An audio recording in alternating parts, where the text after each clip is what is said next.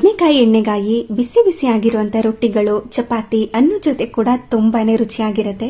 ಮೊದಲಿಗೆ ಇದನ್ನ ಮಾಡ್ಕೊಳ್ಳೋದಕ್ಕೆ ಒಂದು ಮಿಕ್ಸಿ ಜಾರ್ಗೆ ಹುರಿದಿರುವಂತ ಕಡಲೆ ಬೀಜ, ಬಿಳಿ ಎಳ್ಳು, ಒಣಕೊಬ್ಬರಿ, ಹುಚ್ಚೆಳ್ಳನ್ನ ಹಾಕಿ ಮೊದಲಿಗೆ ಇದನ್ನ ಪೌಡರ್ ಮಾಡ್ಕೋಬೇಕು. ನಂತರ ಎಣ್ಣೆನಲ್ಲಿ ಫ್ರೈ ಮಾಡಿ ಇಟ್ಕೊಂಡಿರುವಂತ ಈರುಳ್ಳಿ, ಬೆಳ್ಳುಳ್ಳಿ, ಹುಣಸೆ ಹಣ್ಣು, ಕರಿಬೇವಿನ ಸೊಪ್ಪು, ಸ್ವಲ್ಪ ಬೆಲ್ಲ, ಖಾರಕ್ಕೆ ತಕ್ಕಂತೆ ಅಚ್ಕಾರದ ಪುಡಿ, ಚಿಟಿಕೆಯಷ್ಟು ಅರಿಶಿನ ಪುಡಿ, ಸ್ವಲ್ಪ ಧನಿಯಾ ಪುಡಿ, ಸ್ವಲ್ಪ ಗರಂ ಮಸಾಲ, ರುಚಿಗೆ ತಕ್ಕಷ್ಟು ಉಪ್ಪನ್ನ ಸೇರಿಸಿ ಸ್ವಲ್ಪ ನೀರನ್ನ ಹಾಕಿ ಈ ತರ ತರಿಯಾಗೇನೆ ರುಬ್ಕೊಂಡು ಬದನೆಕಾಯಿನ ಈ ತರ 4 ಭಾಗ ಮಾಡಿ ಇದಕ್ಕೆ ಈ ಮಸಾಲೆನ ತುಂಬ್ಕೋಬೇಕು. ಅದೇ ತರ ಎಲ್ಲದಕ್ಕೂ ಕೂಡ ತುಂಬಿ ಒಂದು ದಪ್ಪ ತಳ ಇರುವಂತ ಪಾತ್ರೆಗೆ ಸ್ವಲ್ಪ ಎಣ್ಣೆನ ಹಾಕಿ ಅದು ಕಾದ ನಂತರ ಸಾಸಿವೆ, ಜೀರಿಗೆ, ಕರಿಬೇವಿನ ಸೊಪ್ಪನ್ನ ಹಾಕಿ ಸಿಡಿಸಿ ನಾವು ಫಿಲ್ಲಿಂಗ್ ಮಾಡಿಟ್ಕೊಂಡಿರುವಂತ ಅಂದ್ರೆ ಸ್ಟಫಿಂಗ್ ಮಾಡಿಟ್ಕೊಂಡಿರುವಂತ ಬದನೆಕಾಯಿನೆಲ್ಲ ಹಾಕಿ ಚೆನ್ನಾಗಿ ಮಿಕ್ಸ್ ಮಾಡಿಕೊಂಡು ಒಂದು ಲಿಡ್ನ ಕ್ಲೋಸ್ ಮಾಡಿ ಬದನೆಕಾಯಿನೆಲ್ಲ ಚೆನ್ನಾಗಿ ಫ್ರೈ ಮಾಡ್ಕೋಬೇಕು.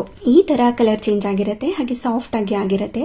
ಈ ಹಂತದಲ್ಲಿ ಇನ್ನೊಮ್ಮೆ ಮಿಕ್ಸ್ ಮಾಡಿಕೊಂಡು ಮಿಕ್ಕೊಂಡಿರುವಂತಹ ಮಸಾಲ ಏನಿತ್ತು ಅದಕ್ಕೆ ಸ್ವಲ್ಪ ನೀರನ್ನ ಹಾಕಿ ಇದರೊಳಗಡೆ ಸೇರಿಸಿ ಬೇಕು ಅಂದ್ರೆ ರುಚಿಗೆ ತಕ್ಕಷ್ಟು ಉಪ್ಪುನ ಈ ಹಂತದಲ್ಲಿ ಸೇರಿಸ್ಕೋಬಹುದು. ನಂತರ ಇನ್ನೊಮ್ಮೆ ಮಿಕ್ಸ್ ಮಾಡಿಕೊಂಡು ಲಿಡ್ನ ಕ್ಲೋಸ್ ಮಾಡಿ ಎಣ್ಣೆ ಬಿಟ್ಕೊಂಡು ಬರೋ ತನಕ ಕುದಿಸ್ಕೊಂಡ್ರೆ ಸಕ್ಕ ಟೇಸ್ಟಿಯಾಗಿ ತುಂಬಾ ಸಿಂಪಲ್ ಆಗಿ ಮಾಡ್ಕೊಳ್ಳುವಂತಹ ಬದನೆಕಾಯಿ ಎಣ್ಣೆಗಾಯಿ ರೆಡಿ.